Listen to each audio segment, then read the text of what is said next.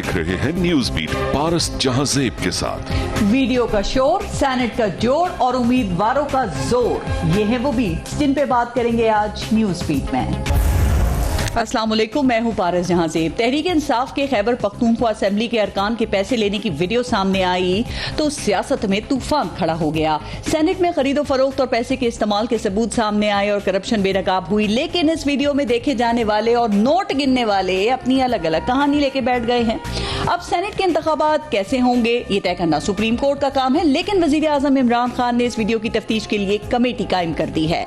वजीर आजम माजी में ऐसी वीडियो की बात कर चुके हैं। क्या ये कमेटी इस बात को भी सामने लाएगी कि ये वीडियो पहले से ही पीटीआई के पास मौजूद थी या अभी अचानक लीक कर दी गई है? क्या ये कमेटी ये बात भी सामने लाएगी कि पैसों का लेन देन किस जगह पर किया गया? क्या ये कमेटी ये बात भी सामने लाएगी कि पैसों के लेन देन में उस वक्त के वजीर आला परवेज खटक और स्पीकर असद कैसर का भी अमल दखल था या नहीं? क्या ये कमेटी इस बात को भी सामने लाएगी कि पैसे लेने वाला एक शख्स किस तरह पीटीआई में शामिल हुआ और फिर वजीर कानून बन गया?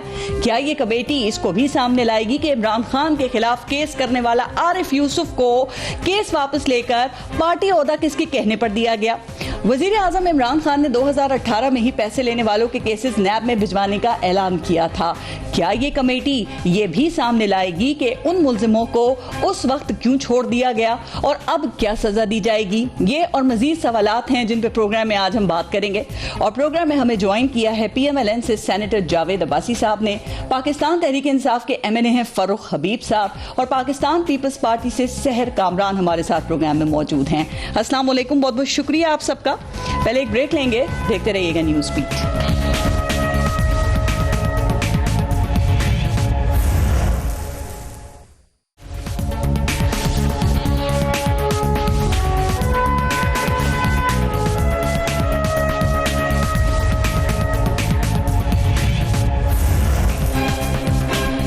फरूख हबीब साहब, आपसे शुरू करते हैं। सर, ये सबसे पहले जरा वीडियो की ही बात कर लें, चूंकि वजीर आज़म ने वीडियो की तहकीक के लिए जो कमेटी बनाई है, तो मैं जानना ये चाह रही हूँ कि ये तहकीकात क्या करेगी, किस चीज की करेगी? सर, चूंकि ऑपोजिशन का कहना यह है कि ये जो वीडियो है इसमें पीटीआई ही मुल्जिम है और अब पीटीआई ही जज है, तो ये इंसाफ कैसे होगा? जहाँ तक रही बात इंसाफ की, तो हकीकी तौर के ऊपर इस वीडियो से चीज क्या साबित हुई? इस वीडियो से ये बात साबित हो गई कि सेनेट के इंतखाबात के अंदर करोड़ों अरबों रुपए से जमीर खरीदे जाते हैं जी। इस मुल्क के अपर हाउस के अंदर जो लोग मुंतखब होकर आते हैं वो किस तरीके से पैसा चला के सेनेट के अंदर मुंतखब होकर आते हैं और किस तरीके से निजाम को करप्ट करते हैं, वो ये चीज, ये वीडियो जो है उस भयानक निजाम की तरफ इशारा कर रही है जी, जिसके ऊपर कोई बात करने को तैयार नहीं है सिवाय इमरान खान के। हमने तो 20 लोगों को उस वक्त ही इंतखाबात से 3 माह कबल 20 MPs को पार्टी से फारिग किया था। पीपल्स पार्टी या नून लीग मुझे बता दे कि इन्होंने आज तक 2 ही अपने मुंतखबों को फारिग किया हो खरीदो फरोख्त। फरूख हबीब साहब, मैं यही मेरा सवाल था। 2018 में इस वीडियो में जो लोग थे, सुनिएगा, 2018 में इस वीडियो में जो लोग थे, आपने उनको सजा दे दी ना, आपने उनकी तहकीकात कर ली थी ना, आपने उन्हें शोकाज नोटिस इश्यू किए, आपने उनको पार्टी से निकाल के बाहर फेंक दिया, सब कुछ तो हो गया ना। तो अब क्या दोबारा ये मामला सिर्फ शो ऑफ हैंड्स की सपोर्ट के लिए उछाला जा रहा है? देखिए, बात शो ऑफ हैंड से बड़ी है पारस, बात शफाफियत की हो रही है, बात ट्रांसपेरेंसी की हो रही है, बात उस निजाम को लाने की है जिसको जड़ से बेहतर करने की जरूरत है। मुझे आप ये बताएं कि जो ओपन एंड ट्रेसेबल बैलेट है, क्या ये हमारी ज़हनी इख्तरा है या ये तमाम पॉलिटिकल पार्टीज इसके ऊपर चार्टर ऑफ डेमोक्रेसी की शिक नंबर 23 में इतफाक कर चुकी हैं? ठीक है, बिल्कुल। इलेक्शन कमीशन की इस्लाहाती कमेटी ने 2009 के अंदर यही बात जो है वो यूसुफ रजा गिलानी को भेजी थी कि आइन के आर्टिकल 226 में तरमीम करें। 2015 में अच्छा, एक तो अपोजिशन कहती है कि मिसाक जमहूरियत की आप ना एग्जाम्पल दिया करें, वो कहते हैं आप लोगों का इससे क्या ताल्लुक है? दूसरी बात, मेरा भी सवाल का जवाब नहीं मिला अभी तक। आपकी इस कमेटी के रुकन जो हैं फवाद चौधरी, वो ये कह रहे हैं कि ये झूठ बोल रहे हैं लोग, 2% के लोग हैं जिन्होंने ये पैसे लिए हैं। तो सर, जब फैसला पहले करके बैठे हुए हैं तो क्या करेगी ये कमेटी? वो तो क्लियर करें ना पहले। जो बात वो कर रहे हैं, जो कमेटी के अंदर बात हुई, जो लोग खुद आके ये मान रहे हैं कि हमने पैसे लिए हैं। मुझे आप ये बताएं, उस वीडियो के अंदर क्या पीपल्स पार्टी के एमपीए नजर नहीं आ रहे जो पैसे लेकर बैठे हुए हैं, जो जमीनों के सौदागर बने हुए हैं? क्या बैरामंद तंगी 7 वोटों वाली पीपल्स पार्टी 16 वोट से मुंतखब नहीं होते? बैरामंद तंगी, रुबीना खालिद 41 वोट कहां से पड़ जाते हैं? फरिश्ते आके उनको वोट डाल के चले जाते हैं। आजम सवाती को 68 वोट पड़ने की बजाय 48 वोट पड़ते हैं, उनके 20 वोट कहां जाते हैं? यही तो बकाऊ माल था। हमें ये वीडियो उस वक्त दिखाई जरूर गई थी जिसमें पीटीआई के लोग पैसे ले रहे थे। अच्छा। पीटीआई के लोगों की मुनासिब वक्त के लिए रख ली थी। जो जारी हुई उसमें सुन लें उस वक्त उसमें अब जो हमारे एक वजीर कानून थे जिनसे हमने इस्तीफा लिया, वो उस वक्त कौमी वतन पार्टी में थी, उनकी उस वक्त वीडियो शामिल नहीं थी। उस वक्त ये अली बाचा खान की वीडियो नहीं दिखाई गई थी। उस वक्त सिर्फ ये दिखाया गया था कि ये लोगों ने पैसे लिए हैं। ये वीडियो किसने दिखाई थी? हमने उनको पार्टी से फारिग कर दिया। ये वीडियो आपको किसने दिखाई थी? जिसने क्या बताएं ना कौम को। जिसके घर में ये पैसे लिए गए वो भी चीज सामने आ जाएगी, और थोड़ी मीडिया भी जुर्रत कर लेना, मीडिया भी हिम्मत कर ले, नाम ले ले, पता है किसने ली थी। हम तो कर ही रहे हैं हिम्मत। आप ये बता नहीं रहे कि आपको किसने ये वीडियो दिखाई थी। आप सुन लेना। क्या आपकी सर मेरा सवाल सुनिएगा। आज फिर वही पार्टी, वही उनका एटीएम सौदागरी की दोबारा तैयारी कर रहे हैं। ये भी बात मैं आपको बताऊं। पीपल्स पार्टी से पूछे बैरामंद तंगी और रबीना खालिद से मैं पूछती हूँ, मैं बिल्कुल पूछती हूँ। वोटों की खरीदो फरोख्त नहीं की। एक बात और, ये सवाल पूछे, इस मुल्क में छोटी छोटी बात के ऊपर ना जुडिशल कमीशन बनाने की बात होती है। 2013 के इलेक्शन में धांधली की तहकीकात के लिए जुडिशल कमीशन बना। अभी ब्रॉडशीट के मामले पे जस्टिस अजमत सईद की सरबराही में कमीशन बना। ये इतना बड़ा फरूख हबीब साहब वीडियो स्कैंडल आया, आपने घर की कमेटी बना दी इस पे। सर क्यों नहीं यहाँ जुडिशल कमीशन बनाया आपने? बड़ा सीरियस मामला है ये। हम अपनी तहकीकात तो मुकम्मल करेंगे। जो लोग सामने थे, जो हमारे पास में था, वो इख्तियार हमने लिया। हमने उनको टिकट दिए, उनको पार्टी से निकाल दिया। उसके बाद उनका सियासी मुस्तकबिल भी खत्म हो गया। आज वो लोग कहाँ हैं? कोई एमएनए बना, कोई एमपीए बना, उनमें से कोई भी नहीं है। हमने जब उनको फारिग किया तो उनका सियासी मुस्तकबिल भी खत्म हो गया। जी जावेद अब्बासी साहब, ये कितना बड़ा धब्बा है सियासतदानों की करप्शन के ऊपर सर, और इस तरीके से सेनेट का रुकन बनना सर, ये वैसे शर्म की बात नहीं? बिस्मिल्लाहिर्रहमानिर्रहीम, बहुत शुक्रिया। इसमें तो कोई दूसरी राय नहीं है कि बदकिस्मती से सेनेट पाकिस्तान के इलेक्शन खासी अरसे से हमेशा जब भी सेनेट का इलेक्शन हुआ है तो इस तरह के बड़े सीरियस क्वेश्चन उठते रहे हैं, स्पेशली 2 प्रोविंसेस से, जिसे इससे मेरा अपना भी तल्लुक है। बहुत ही बदकिस्मती की बात है। लेकिन जो माहौल इस वक्त बन गया है, जिस तरह चीज़ें सामने आई हैं, जिस तरह वीडियो दिखाई गई है, जिस तरह लोग पैसे ले रहे हैं, जिस तरह पैसे बांट रहे हैं, जिस तरह वज़ीर आज़म पाकिस्तान कह रहे हैं कि मुझे ऑफ़र हुई थी, मुझे किसी ने ऑफ़र की थी कि मैं इतने पैसे ले लें, मुझे सेनेट का टिकट दे दें, जब वो बता नहीं रहे। और अभी उन्होंने एक बड़ी खौफनाक बात कह दी कि अभी बलूचिस्तान के अंदर 40 से 70 करोड़ रुपए की काम शुरू हो गया। जी। इसका मतलब है कि प्राइम मिनिस्टर ऑफ पाकिस्तान इस वक्त मुल्क के वज़ीर आज़म है, उनके पास सारी एजेंसी, उनके पास मुझे इल्म है, उनको इल्म है, उनको पता होगा कि कौन कौन लोग चला रहे हैं। लीडर इस वक्त खरीदो फरोख्त में मसरूफ है सेनेट की। एग्जैक्टली, अगर उन्होंने ये बातें कही हैं। अब इस अदारा जो सबसे बड़ा अदारा था, जो जिसको इसलिए बनाया गया था कि तमाम फेडरेटिंग यूनिट जो थी उनकी सबकी रिप्रेजेंटेशन उसमें बराबरी थी, जिसे अपर हाउस कहा गया था, उसका जो तमाशा इस वक्त लगा हुआ है कौम के सामने, लोगों के सामने, मीडिया में पैसे जमा कर रहे हैं नाजायज तरीके से अपने वोट के बदले। इसका मैं समझता हूँ कि बहुत ही दुख की बात है। वज़ीर आज़म इस दरवाजे को बंद कर रहे हैं, वो कह रहे हैं ये पैसे का खेल बंद होना चाहिए। आप क्यों उनके आगे रुकावटें डाल रहे हैं? फिर नियत पेशा क्या आपको वज़ीर आज़म की? सर नहीं, असल मसला क्या हुआ है कि ज्यादा एमपीएस वो थे जिन्होंने वोट बेचा था, वो पीटीआई के थे, और इसमें कोई शक नहीं कि पीटीआई ने अपने 20 लोगों को निकाला भी था। और ये यकीनन ये क्रेडिट जरूर पीटीआई को जाता है कि उसने एक पहली पार्टी है जिसने ये काम किया। इतना मैं तो जरूर मैं कहूंगा कि उन्होंने किया, लेकिन एमपीए उनके थे। वीडियो इनके दौरे हुकूमत में अभी इन्होंने जारी कर दिया। होना ये चाहिए था कि अगर ये अपने वज़रा की कमेटी बनाएंगे तो उसकी कोई अहमियत नहीं होगी। इसकी अगर कोई बहुत अच्छा काम भी करने जा रहे हैं तो इस पर कल किसी ने मानना नहीं है। होना ये चाहिए था कि ये या तो कोई जुडिशल कमीशन बनाते, या कोई JIT बनाते, या किसी और अदारे के जिम्मे लगा देते जो इंडिपेंडेंटली इसकी इंक्वायरी करता। अगर इसके फॉरेंसिक ऑडिट, अभी आपके सामने डिमांड कर रहे हैं, रोज डिमांड करते कि फॉरेंसिक ऑडिट होगा और पता चलेगा कि सच क्या और झूठ क्या, वरना आपने अपनी स्टोरी हर एक सुनाएगा। ये लोग जिन्होंने पैसे लिए हैं और जिन्होंने पैसे दिए हैं, इन दोनों की इंक्वायरी के बाद इनको सख्त सजा देने के बाद इलेक्शन कमीशन में इनके नाम भेजे जाए, उम्र भर के लिए ये कम से कम इलेक्शन ना लड़ सकें, ताकि कौन को पता चल सके कि ये वो मुजरम है, ये वो जिनकी वजह से सारे अदारे तबाह होते हैं। आपके जो लोग भी कहते वो तो अभी भी नहीं पता चल सका, उनका कार्रवाई दूर की बात है। और वो आप देखें पार्टी से बेशक आपने उनको निकाल दिया हो, लेकिन वो अभी भी पंजाब असेंबली में है, वो वोट भी देंगे इस दफा। ये सियासी जमातों को भी अब एक लाइन मारनी होगी।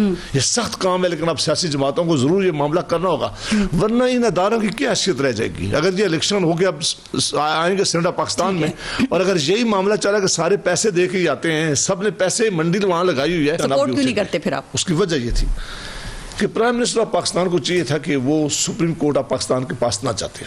अच्छा, जब आप सुप्रीम कोर्ट ऑफ पाकिस्तान में रेफरेंस फाइल कर देते हैं, जब तक उसका फैसला नहीं आएगा उस वक्त तक ना आप लेजिस्लेशन कर सकते हैं, ना आप कोई अमेंडमेंट। और गए क्या थे, उन्होंने कहा कि आइन की आर्टिकल 226 की आप इंटरप्रिटेशन करें कि क्या सेनेट के इलेक्शन इसके एम्बेड में आते हैं कि नहीं आते।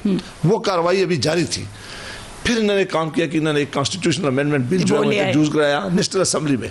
अभी उस पर डिस्कशन जारी होनी थी, इन्होंने रात की तारीखी में ऑर्डिनेंस कर दिया। और ऑर्डिनेंस में क्या लिखा कि अगर सुप्रीम कोर्ट ऑफ पाकिस्तान की जजमेंट आई, उस जजमेंट के तनाजर में इसका नफाज अमल होगा, इस ऑर्डिनेंस का। दुनिया पूरी में पार्लियामान में आप भी कवरेज करते रहे, ये दोनों भी पार्लियामेंटेरियन रहे हैं, बल्कि तरीकेकार पे आप नहीं, तरीकेकार नहीं, इन्होंने ये मामला खराब करने के लिए, इनको पता था जानबूझ के। क्यों?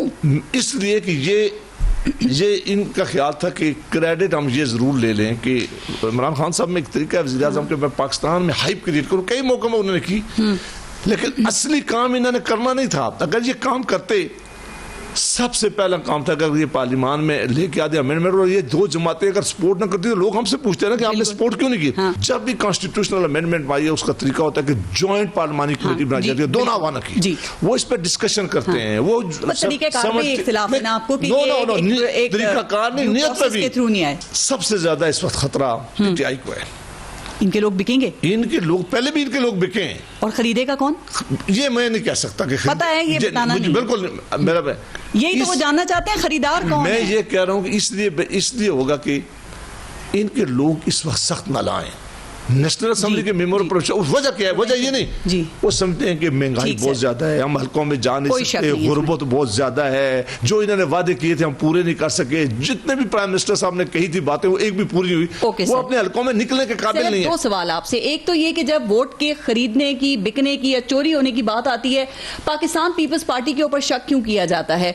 दूसरी बात, जरा कमेटी के हवाले से बताइएगा जो वजीर आजम ने बनाई है, क्या आप लोग इसकी जो फाइंडिंग्स होंगी उन्हें मुस्तरद करेंगे या तस्लीम करेंगे? क्योंकि आप ये समझते हैं कि इससे कोई नतीजा ही नहीं निकलेगा और ये सिर्फ इस स्कैंडल को अंडर द कार्पेट करने के लिए है, या आप भी समझते हैं जुडिशियल कमीशन बनना चाहिए?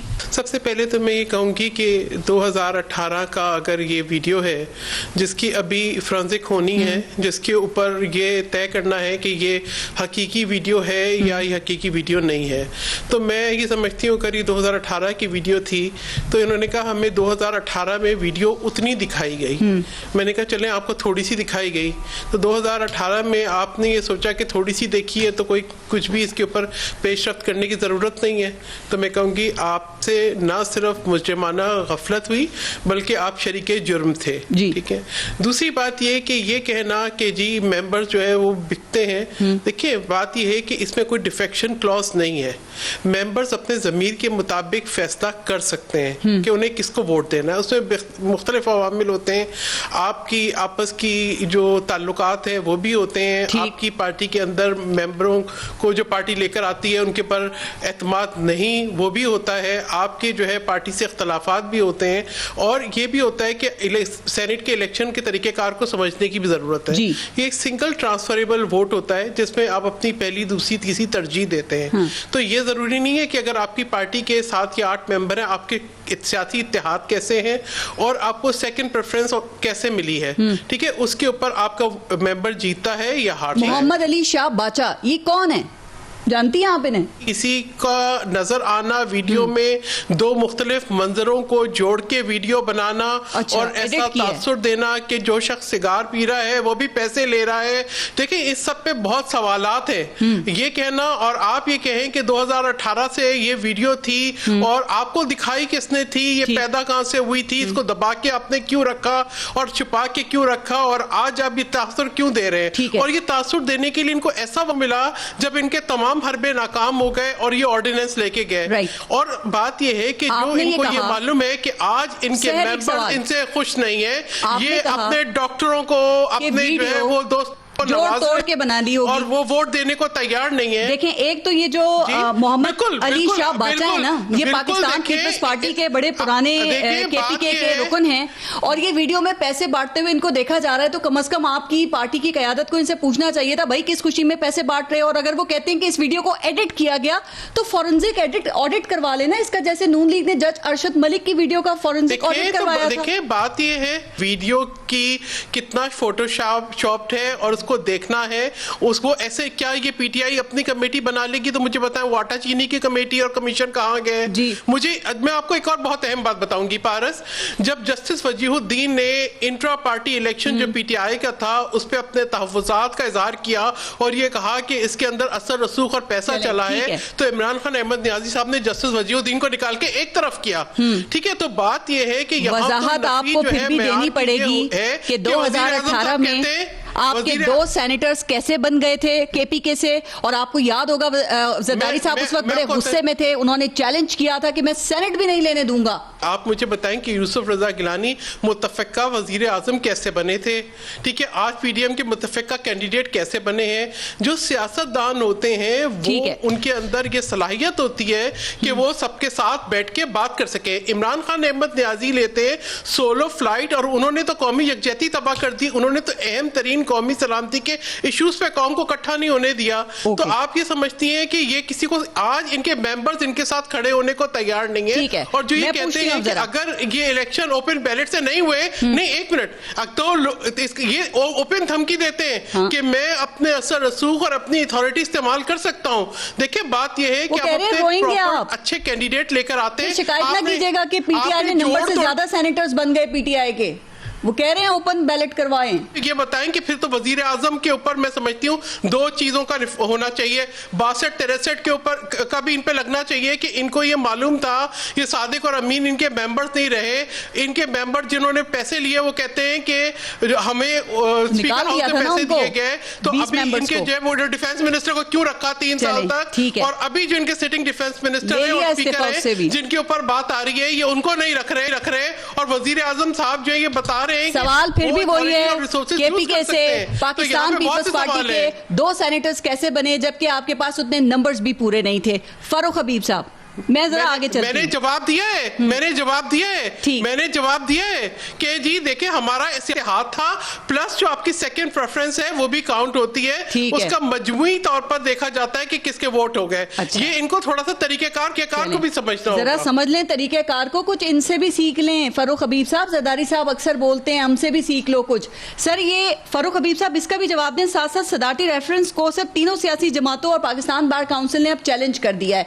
सियासी जमातों का एतराज ये है कि आप इधर शफाफियत नहीं है, बदनीयती है आपकी इसमें, और पाकिस्तान बार काउंसिल कह रही है कि ये आइन के मुतसादिम है। सर इतने एतराजात उठ रहे हैं, क्या आपको लगता है ये फैसला आपने दुरुस्त किया है? देखिए बात ये है कि ये जितनी मर्जी बातें कर लें, इनका सब कोई जवाब ही नहीं है। मैं ये समझता हूं कि ये बुरी तरह एक्सपोज हो गए हैं।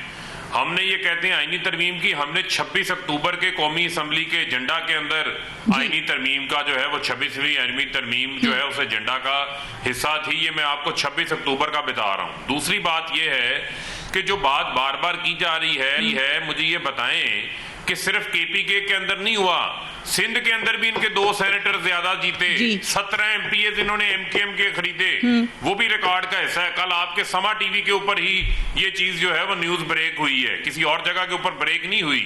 बात ये है कि जो ये कहते हैं हमारा इत्तेहाद था, इनका इत्तेहाद जो है वो नोटों की चमक के साथ था।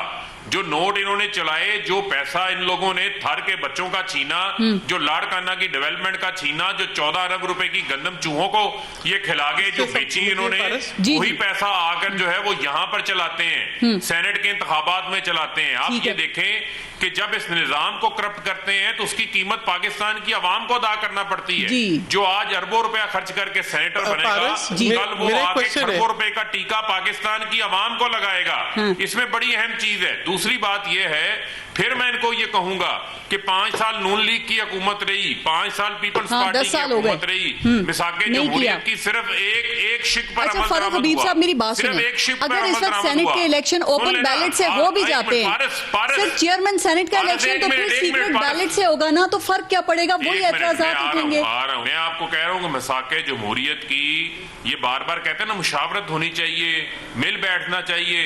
मिसाके जमहूरियत की सिर्फ एक शिक पर अमल दरामद हुआ था, वो था नवाज शरीफ को तीसरी बार वजीर आजम बनाना।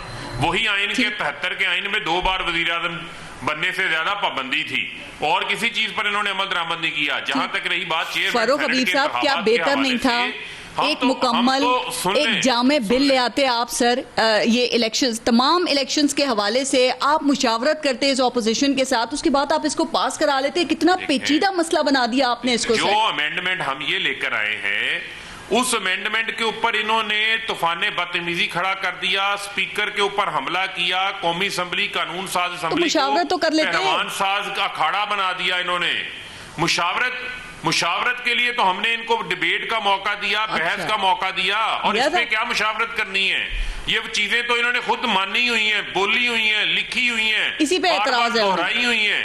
आज उससे पीछे भाग रहे हैं। ठीक, देखे ना, फिर तो ये है कि ये इस मुल्क के अंदर करप्शन की यूनियन है। ओके। ये चोरों की यूनियन है। वजीर आजम ये ऑपोजिशन को जो करप्शन खुली का धमकी इत्तेहाद दे है, रहे ये हैं कि लेने का अगर ओपन इत्तेहाद है। सेनेट इलेक्शन नहीं हुए तो फिर ये ऑपोजिशन रोएगी, इससे हम क्या मतलब लें? क्या आप वो खुद काम करेंगे जिसके खिलाफ आप अभी खड़े हुए? देखें, जब हम बात करते हैं तो हम निजाम की बेहतरी की बात करते हैं। अच्छा। आज देखें ना, इन्होंने कहा जी नैब लॉज हम बदलेंगे। ठीक है सर। दोनों हुकूमतों ने, जब इनकी अपनी हुकूमतें थी, नैब लॉज नहीं बदले, वो भी मिसाके जमहूरियत में लिखा हुआ था इन्होंने।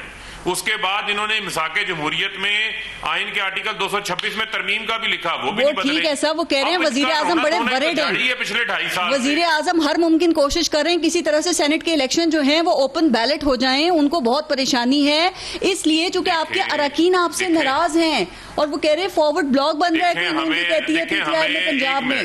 देखें, इक्का दुक्का लोग किसी वजह से नाराज हो सकते हैं, हर लोगों के अपने हल्के के मसाइल भी होते हैं, वो भी उनके मामला कौमी असेंबली में इत्तेहादी देंगे सारे वोट कि हमने अपने एक मिनट वो हमारा मसला है, हमने अपना घर कैसे ठीक करना है। मुझे आप ये आज बात बताएं, वो नवाज शरीफ की वीडियो निकालें जो कहते थे तो फिर पुरानी बातें से क्यों बैठे हो सीट पर, घर जाओ, गिलानी साहब घर जाओ। आज वही गिलानी साहब उनके उम्मीदवार बन गए। राइट। अच्छा, तो मिल हम तो पहले कह रहे हैं कि ये करप्शन की यूनियन है। इत्तेहादियों ने वोट ना दिया ना कौमी असेंबली में सबने, तो शिकस्त पक्की है आप लोगों की। फिर देखे, वो किसी की ख्वाहिश नहीं हो सकती। हमें 2.5 साल से बड़े अल्टीमेटम मिले हैं, ठीक है, हर जगह के ऊपर नाकामी का सामना हुआ है, अब भी नाकामी होगी। भाई साहब, आप 6 साल से सेनेटर हैं सर, और अब आपकी सेनेटरशिप जो है वो उसकी मुद्दत खत्म हो रही है। और मुझे याद है कि जब ये चेयरमैन सेनेट की तहरीक अदम एतमाद जब लाई जा रही थी, उस वक्त PMLN की तरफ से आप पोलिंग एजेंट भी थे सर, तो ये उस आप लोगों की अक्सरियत थी, उसके बावजूद तहरीक अदम एतमाद में आपको नाकामी हुई थी। सर, अपने दिल पे हाथ रख के बताइएगा कि वाकई इधर खरीदो फरोख्त होती है या नहीं होती है, ये खत्म होना चाहिए या नहीं, जमीर बिकते हैं या नहीं बिकते? और यही बात मैं फिर वही सवाल कर रही हूँ, वजीर आजम इमरान खान कर रहे हैं कि इसको ओपन बैलेट कर दें, वरना मसला होगा। तो क्यों नहीं आप साथ दे रहे सर? इतना पेचीदा कर दिया। इसमें तो दूसरी कोई राय ही नहीं है। मैंने पहले कहा और मैं फिर अपनी बात रिपीट करता हूँ कि सेनेट ऑफ पाकिस्तान के इलेक्शन के ऊपर हमेशा से बहुत सीरियस क्वेश्चन उठे हैं। जब चेयरमैन सेनेट की वोट ऑफ नो कॉन्फिडेंस हुआ, इससे बड़ा शर्मनाक वाकया क्या था कि 64 1 मिनट में खड़े थे जी, यानी उसी हाल से कोई बाहर नहीं गया, किसी को मिल कोई नहीं सका, यानी होता ना कि कोई 1 घंटा लग जाता, वो भी नहीं हुआ। और फिर आपने देखा कि किस तरह चीजें बदली। आप पोलिंग एजेंट थे, आपको पता आपके कौन कौन से लोग बिके थे? देखिए, जब सीक्रेट बैलेट पेपर था, पार्टियां ने अपने अंदर से पूरी कोशिश की, लेकिन कोई बात हतमी नहीं कह सकता।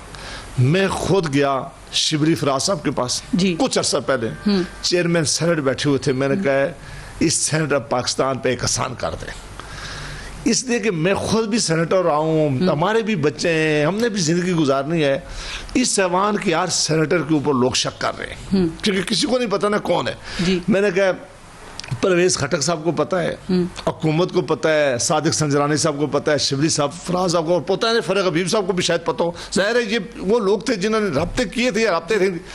मैंने कहा अब तो वक्त गुजर गया, मेहरबानी करके कोई और तरीका नहीं है, आप इन लोगों के नाम बताकर आसान इस कौम पे कर दे। कम से कम बाकी लोग इसमें कितने बड़े बड़े सीनियर लोग इस जमातों के अंदर शामिल हैं जिनके बारे में लोग कसम खा सकते हैं, लेकिन जब ये बात आप सेनेट के भी करती हैं कि सेनेटर सारे चले गए तो आपका मतलब पूरी सेनेट ऑफ पाकिस्तान को आप भी कह रही हूँ, ठीक कह रही हैं कि वहां से लोग गए। मैंने इनसे ये रिक्वेस्ट भी की थी कि मेहरबानी करके अगर अभी नहीं करते तो ये इलेक्शन भी आने वाला है, इससे पहले ही अनाउंस कर दे ताकि वो लोग कुछ रिटायर हो रहे नहीं हो रहे, ताकि इस कौम पे आप बड़ा आसान करेंगे। मैं वज़ीर आज़म पाकिस्तान से अपील करता हूँ जहाँ वो लोगों के आप नाम बताना जा रहे हैं, ठीक है, मेहरबानी करे इब्तिदा यहाँ से करें, कितनी बड़ी इब्तिदा यहाँ से करें। इन सब लोगों को, ये लोग तो वो है ना जो अभी सारे मौजूद हैं, कम से कम इन लोगों को पूरी लाइफ के लिए डिस्क्वालीफाई करे, कम से कम इनसे तो जान छुड़ा देना जिस भी पार्टी के। आप मेहरबानी करके, इनको तो सब पता है ना, राइट, अच्छी बात है, ये यहाँ से इब्तिदा कर ले मैं कहता हूँ, और ये बहुत ही बड़ी इब्तिदा होगी। नाम सुनेंगे आप जरा बता दें प्लीज जल्दी से, फिर मैं ब्रेक लूं। फरक साहब के पास है तो जरूर बता दें। इनकी लीडरशिप की हदायत में सब कुछ हुआ जो मुझे लगता है। अब लगता है आसिफ अली जरदारी साहब आज भी मौजूद हैं और मुझे बताएं कि तहकीकात तो इन्होंने कमेटी बनाई थी, उस तहकीकाती कमेटी का एक सफाई दिखा दें हमें। ये कुछ नहीं हुआ। मैं सामने फरक साहब अगर इजाजत दें आप तो मैं नहीं हुआ जी सर, अगर आप इजाजत ये बिल्कुल इस हद तक ठीक है कि उस वक्त सब ने ये डिमांड की थी कि इसकी इंक्वायरी होनी चाहिए, लेकिन उसमें एक मसला है। क्या मसला ये है कि जब अब मैं वोट देने के लिए जा रहा हूँ और अगर फरक साहब ने मेरे साथ कोई एग्रीमेंट किया हो तो मुझे और फरक साहब को पता है। फरक साहब तो बता सकते हैं कि इसने आदमी ने मुझे वोट दिया, इसने पैसे लिए, इसने वैसे दे दिया, मेरा इन्फ्लुएंस इसके साथ था, वो आसान था। दूसरा कोई तरीका नहीं है हमारे पास चीज को जज करने का। तहकीकात होनी चाहिए। नहीं, मैंने कहा था तहकीकात हुई है। देखे ना, मैं फिर आपसे कहता हूँ कि ये अगर वीडियो ना आज आता थी, इनको तो प्राइम मिनिस्टर साहब ने कहा ना कि मुझे उस वक्त वीडियो दिखाई गई है और वीडियो दिखाने के बाद मुझे पता चल गया कि मेरे एमपीए पैसे ले रहे हैं। होना ये चाहिए था कि इस इलेक्शन में अगर प्राइम मिनिस्टर साहब को ये और ये काम बहुत ठीक करने जा रहे थे, हो सकता था अगर इनकी नीयत ठीक होती, ये अमेंडमेंट लाते कॉन्स्टिट्यूशन। अभी कॉन्स्टिट्यूशन अमेंडमेंट के बगैर ये काम नहीं होगा, ये हो नहीं सकता। अभी जो रेफरेंस का फैसला आ जाएगा आप देख लेंगी, लेकिन इन्होंने चूंकि वो रास्ता अडॉप्ट नहीं किया, ये चाहते नहीं थे, ये एक हाइप क्रिएट करना चाहते थे, वीडियो निकाल ली, इस इंस्टीट्यूशन को बहुत बुरा दिखा दिया, लेकिन असली जो काम करने वाला, काश ये अगर सीरियस होते, इस नवाना की कमेटी बनाते। वजह क्या है उस पर जरा ब्रेक के बाद बात करते हैं। ब्रेक लेते हैं, देखते रहेगा न्यूज़ बीट।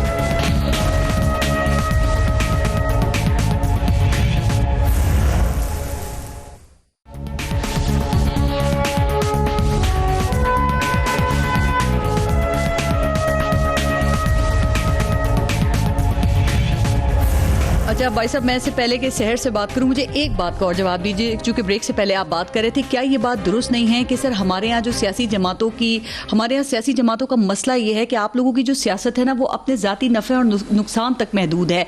सर सब कहते हैं कि मसला हल होना चाहिए, लेकिन कोशिशें देखें कोई भी बेहतर निज़ाम को करने के लिए नहीं करता। कहीं ना कहीं किसी को तो पहल करनी है ना सर, वरना इसी तरह ये खरीदो फरोख्त जारी रहेगी। आप देखें हॉर्स ट्रेडिंग अगर मुझे फ़ायदा दे रही है तो बहुत अच्छी है, और अगर मुझे नुकसान दे रही है तो बहुत बुरी है। तो ये मुनाफकत है ना, ये खत्म होना चाहिए ना सर। तो अब आप पहल कर ले, अगर वजीर आजम पहल कर चुके हैं तो आप साथ दे दें उनका। देखिए इसमें कई बड़े सीरियस मसाइल हैं। जब 1973 का कॉन्स्टिट्यूशन लिखा गया था, इसमें बड़ा डिबेट हुआ था। ये जो छोड़े ना, देखें आगे चले ना सर। देखें ना, उसमें शो ऑफ हैंड का तरीका नहीं हो सकता। इसलिए नहीं हो सकता कि फिर जो इलेक्शन की सिक्रेसी है वो बिल्कुल खत्म हो जाएगी। कमेटी ऑफ द होल बनी थी सेनेट में, मैं भी मेंबर था, रजा रब्बानी साहब ने चेयरमैन बने थे, तो उन्होंने बड़ी इस पर डिटेल डिस्कशन हुई थी, बाहर से भी लोग बुलाए थे। ये कहा गया था कि कोई ऐसा मैकेनिज्म तो जरूर अडॉप्ट करें कि जो छोटी जमातें हैं, छोटे सूबों की, वो भी मुतासर हो जाए। अगर जो आप तरीका कह रहे हैं उसके मुताबिक तो फिर बड़ी 2-3 जमातों के बगैर तो कोई सेनेटर आ ही नहीं सकेगा ना। ये तो बिल्कुल उसी तरह हो जाएगा चाहे रिजर्व सीटें, फिर तो नाम अपने अपने दे दें कि जी हमारे यहाँ इतने इतने एमपी हैं तो लिहाजा हमारे, इस तरह नहीं। इलेक्शन का तरीका कार जरूर होगा लेकिन उसके लिए आईनी अमेंडमेंट का तरीकाकार ये था कि सारी सियासी जमातें मिलकर, ये अभी तो माहौल इन्होंने छोड़ा नहीं, माहौल क्यों नहीं छोड़ा, मैं आखिरी आपको बताऊं कि फैटअप के जब बिल थे, मैं कुछ बिलों में मैं जो जब नैब की बात में चली तो मैं खुद भी उस कमेटी में जाता रहा, जब स्पीकर की थी सेनेट ऑफ पाकिस्तान से मैं और शेरी रहमान साहब और फारूक नाइक साहब भी थे, उसमें गए हमने। ये और पार्लियामान दुनिया किस तरह काम करती है, हम एक दूसरे के दुश्मन तो नहीं है ना। अगर ये समझते हैं कि ये हुकूमत में और बाकी सारे दुश्मन है और चोर है और डाकू है, तो इसका मतलब है कि ये काम नहीं चाहते ना। ये जरूर करें अपनी अकाउंटेबिलिटी। हम इनके पास जब बैठते थे ये रात को गाली देते थे कि ये एनआरओ मांगने के लिए आ रहे हैं, ये अपने केस बख्शाने के लिए आ रहे हैं, ये फलां काम करने के लिए आ रहे हैं। पार्लियामान में इन्होंने वो छोड़ा। हुकूमत से सवालात लोग पूछते हैं, हुकूमत से अपोजिशन हमेशा सवाल पूछती है और वो सार आके जवाब देती है। अगर हम इनसे सवाल पूछें, इनके साथ कोई मीटिंग करें, कोई कॉन्स्टिट्यूशनल अमेंडमेंट में अच्छी बात करने के लिए आपस में इनके साथ बैठ जाएं, रात को ये सारी दुनिया में हमें ताने दे के तमाशे लगाते हैं। ऐसे माहौल में आप क्या समझती है कि पार्लियामान में काम करने का माहौल है? सहर, आप भी सेनेटर रही हैं और आपसे भी यही सवाल कि देखें, सिस्टम को ठीक करने के लिए कोई मखसूस वक्त तो नहीं होता ना। ये तो नहीं है कि अगर कोई चीज आपको सूट कर रही है, आपके फायदे में है, तो फिर कानून साजी होगी, और अगर किसी चीज का फायदा आपकी मुखालिफ जमात को हो रहा है तो ना आप कोई आईनी तरमीम होने देंगे और जो ऑर्डिनेंस है उसके ऊपर भी आप एतराज करेंगे। देखिए पारस, मैं आपकी बात का ज़रूर जवाब देती हूँ। पहली बात ये कि मैं जितनी बातें सुन रही हूँ सब मुतज़ाद बातें हैं। यानी एक तरफ ये कहते हैं कि हमारे मेंबर बिक गए, एक तरफ कहते हैं हमारे इत्तेहादी बिक गए। तो भाई आपके बिकने वाले मेंबर्स और बिकने वाले इत्तेहादी क्यों होते हैं? ठीक है। फिर अभी जब जावेद अब्बासी साहब ने कहा जवाब दे दें, तो फारूक हबीब साहब ने कहा तो वो उसके लिए आप आसिफ अली जरदारी साहब से पूछे। तो अगर आप ये समझते हैं कि आसिफ अली जरदारी साहब के कहने पे लोगों ने वोट दिए, तो फिर इसका मतलब है कि पैसा तो नहीं चला। फिर मैं ये पूछूं कि जावेद अब्बासी साहब कितने पैसे दे के सेनेटर बने और जो है फारूक हबीब साहब कितने पैसे दे के एमएनए बने। देखें, आप अपने जो, अगर आज आपको ये सूट कर रहा है, आप घबराए हुए हैं, आपको परेशानी है, आप कंफ्यूज हैं, आपको पता है कि आपके मेंबर्स जो है आप पर एतमाद नहीं कर रहे, आपने जो है एक गैर इलेक्टेड मेंबर्स के पर मुश्तमिल काबीना बनाई और आप ऐसे मेंबर्स ला रहे हैं जिनको वो वोट देने के लिए तैयार नहीं है, वो आपकी नालायकी और नाकामी का बोझ उठाने के लिए तैयार नहीं है, तो आप इस किस्म का क्यों माहौल बर्पा कर रहे हैं कि आप पूरे एक प्रोसेस को जो है वो आप सबोटैच करेंगे? अगर आपकी संजीदगी होती लेजिस्लेशन पे, तो ये हुकूमती पार्टी की जिम्मेदारी होती है कि वो ऐसा माहौल बनाती है। इनकी लुगत है चोर, डाकू, करप्शन, एनआरओ, ये इनकी लुगत है। ठीक है, इन्होंने एक ऐसा माहौल बनाया जिसमें मैंने दोबारा कहूंगी कि अहम तरीन कौमी सलामती के मामलात के ऊपर कौमी यकजहती नहीं पैदा हो सकी। हमने कौम को बारिशों में, सैलाब में, जल्जले में एक देखा। ये पहली दफा ऐसा हुआ है कि जो बहरान आए हैं, कुदरती आफात आई हैं, उसमें भी कौम तकसीम थी। कश्मीर चला गया, ये अकेले खड़े थे। देखिए आपके अपना जो आपका अमल है, देखिए अगर ये गवर्नमेंट एक बिल लेकर आ गई, अमल का दारोमदार नियत पे होता है। देखिए इसमें कोई कमी बेशी थी, इसमें कोई खामी थी तो आप एतराज़ात उठाते ना। आपने कौमी असेंबली में उस तरमीम को बिल्डोज कर दिया उठा के। आपने कहा ऑर्डिनेंस भी नहीं चलने देंगे, उससे भी आपको एतराज है।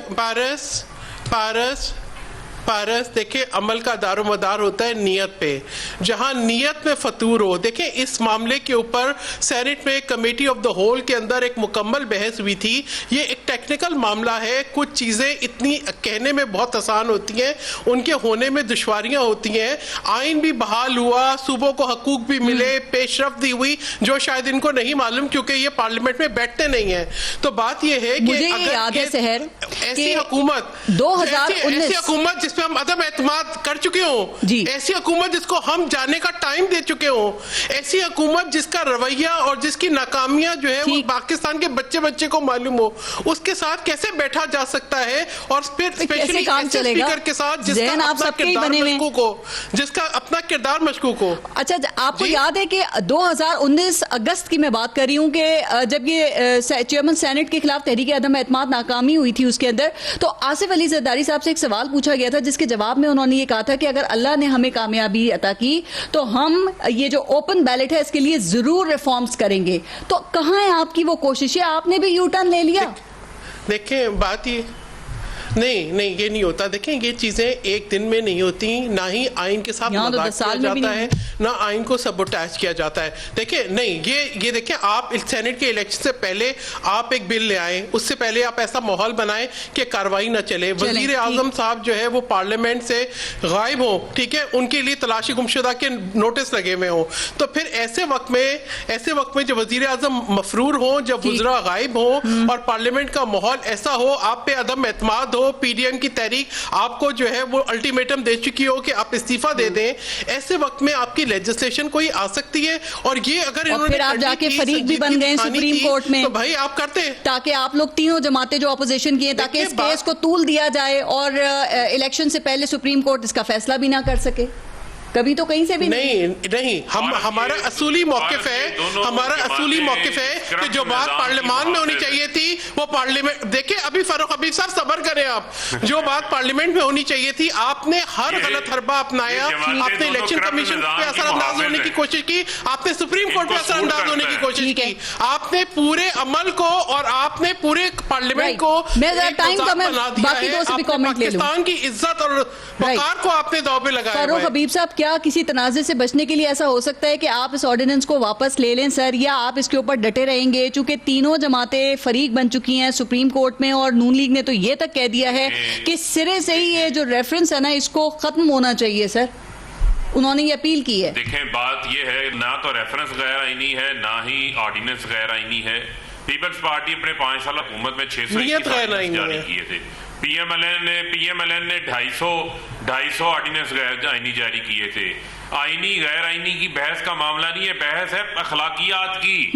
खाता है, लगाता, सिखाना चाहते हैं इस कौम को, ये कहते हैं लुट्टो रज के फुटो, मसला इनका ये है, ये चाहते हैं करप्शन इस मुल्क का इशू ही नहीं है। इखलाकी कदरों की बात बहुत अच्छी की। इमरान खान टाइम कम है जरा, एक सवाल मुझे इस पे याद आ गया, ये करप्ट निजाम के फैसल वावडा को आपने सिंध से सेनेट का टिकट दिया है फारूक हबीब साहब, ऑपोजिशन कहती है कि आपको पता है कि उनके ऊपर नाअहली की तलवार लटक रही है, क्या इसी से बचाने के लिए आपने उनको सेनेट का टिकट दिया? मुझे बताएं, क्या फैसल वाडा ने क्या चोरी की है, कोई डाका मारा है? एमएनए है वो, शहबाज शरीफ को हरा के आए, कारकुन सुन लेना, और उन्होंने उनका केस इलेक्शन कमीशन में है, इसका मतलब उन्होंने झूठ बोला। ये तो आप नतीजा अखज़ कर रही हैं। ऑपोजिशन कहती है झूठ बोला ना। फैसल वाडा इस पार्टी का वर्कर है, वज़ीर आज़म इमरान खान ने फैसला किया है। अगर इस्लामाबाद हाई कोर्ट ने उनको नाअहल करार दे दिया, मुझे ये बताइए कि वो सेनेटर बनेंगे तो ये आपकी अखलाकियात के मुताबिक होगा? आप अखलाकी कदरों की बड़ी बात करते हैं। एक मिनट, जब दे देंगी तब होगा ना। मैं तो आप उससे पहले काम कर देंगे, ठीक है, वो पहले रिजाइन कर देंगे। भारत में पैसा लूटने वालों की बात कर रहा हूँ, वाडा ने कोई डाका नहीं मारा। जावेद अब्बासी साहब मेरिट के ऊपर बात कर रही थी, आपको लगता है पीएमएलएन में भी इस दफा मेरिट पे टिकट दिए गए हैं? सर, आपको टिकट क्यों नहीं मिला? क्या आप इस दफा उम्मीदवार की रॉ में नहीं खड़े थे? बड़ा अच्छा किया आपने पूछा जी, मैंने अप्लाई नहीं किया। अच्छा। क्योंकि मैं समझता था कि खैबर पख्तूनख्वा में वो स्ट्रेंथ नहीं है जिस पे मैं इलेक्ट हो सकूं, तो इसलिए मुझे बहुत सब ने कहा कि आप अप्लाई ज़रूर करें, लेकिन मैं मुनासिब समझा कि मैं ज़रूर अप्लाई नहीं करूंगा, क्योंकि अगर मेरी स्ट्रेंथ ही नहीं है और अगर मैं अप्लाई करूंगा, 7 लोग हैं आपके वहाँ पे और पीडीएम के साथ मिलके भी आप लड़ रहे हैं, तो क्या पता आपको सपोर्ट मिल जाए। देखिए, पीडीएम का हमारी जमात से ज़्यादा बाकी दोनों जमातों के हैं जो एमपीएज हैं। मौलाना साहब के एमपीएज 18 हैं, एएनपी के एमपीएज जो हैं वो शायद 12 या 13 हैं। इखलाकी तौर पर ये टिकट उनको मिलना चाहिए। मुझे उन्होंने कहा है सब ने कि आप टेक्नोक्रेट पर ज़रूर आए और मिल के कैंडिडेट हो सकते हैं, लेकिन मैं समझा था कि उसमें भी बड़ा फर्क है, लिहाजा इस माहौल में मैंने मुनासिब समझा कि मैंने अप्लाई नहीं किया। तो मैंने अपने आप आपके यहाँ सादिया अब्बासी को टिकट दिया गया है और ये 2018 में ये दोहरी शहरियत पर इनकी रुकनियत जो है वो मुअत्तल हुई थी। इनकी क्वालिफिकेशन क्या है? क्या सिर्फ ये है कि ये शाहिद खाकान अब्बासी की रिश्तेदार? नहीं, मैं समझता हूँ वो पहले भी सेनेटर्स रही हैं। वो मामला जो सुप्रीम कोर्ट ऑफ पाकिस्तान में गया था, डबल शरीयत का गया था। हम उस वक्त भी कह रहे थे कि वो जो फैसला उस वक्त आया वो माहौल हमारे खिलाफ था।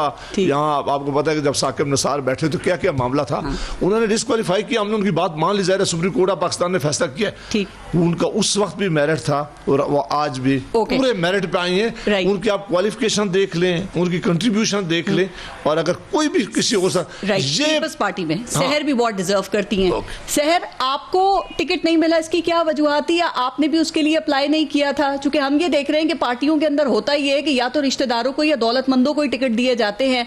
मौलाना फजल रहमान ने अपने भाई अताउर रहमान को दे दिया, राजा परवेज अशरफ के भाई दामाद को टिकट दे दिया गया। तो ये सियासत में रिश्तेदारियां कभी खत्म होंगी कि नहीं? हमारे यहाँ 140 लोगों ने अप्लाई किया और 10 लोगों को टिकट मिला। जिन लोगों ने अप्लाई किया वो सारे पार्टी के डाई हार्ड वर्कर्स थे। अगर कोई किसी का रिश्तेदार हो और वो पार्टी का वर्कर भी हो तो आप इस बात से उसको इग्नोर नहीं कर सकते। मैं समझती हूँ कि परवेज खान को टिकट मिला, खैरुन्निसा मुगल को टिकट मिला, बेहतरीन टिकट मिले, बेहतरीन पीपल्स पार्टी की जालियां हैं और पीपल्स पार्टी के साथ उनकी वाबस्तगी है। तो मुझे तो शहरी रहमान को टिकट मिला, पीपल्स पार्टी का एक मजबूत फेस है, तो मैं इसको अप्रिशिएट करती हूँ। मगर मैं जरूर एक कमेंट देना चाहूंगी कि अगर आप इखलाकी म्यार की बात करते हैं तो जस्टिस वजीहुद्दीन के आप तहफ़्फ़ुज़ात को सामने रखते हैं। अगर आप इखलाकी म्यार की बात करते हैं तो BRT पे आप स्टे ऑर्डर नहीं लेते। अगर आप इखलाकी म्यार पे बात करते हैं तो फॉरेन फंडिंग केस का फैसला आने देते हैं। अगर आप इखलाकी म्यार की बात करते हैं तो आप 2018 से हुकूमत कह देगी वो आपको जवाब नहीं है, वो आपको जवाब नहीं देंगे इस बात का, छोड़ दें, फिर किसी प्रोग्राम में जरा डिस्कस करेंगे। दफन हो जाता है यही। फारूक हबीब साहब, बहुत बहुत शुक्रिया आपका प्रोग्राम में शिरकत करने के लिए सर, और सहर कामरान और जावेद अब्बासी साहब, आप दोनों का भी बहुत बहुत शुक्रिया प्रोग्राम में शिरकत के लिए। अपना और अपने मुल्क का ख्याल रखिए। पारस जहां ज़ेब को इजाज़त दीजिए। अल्लाह निगहबान।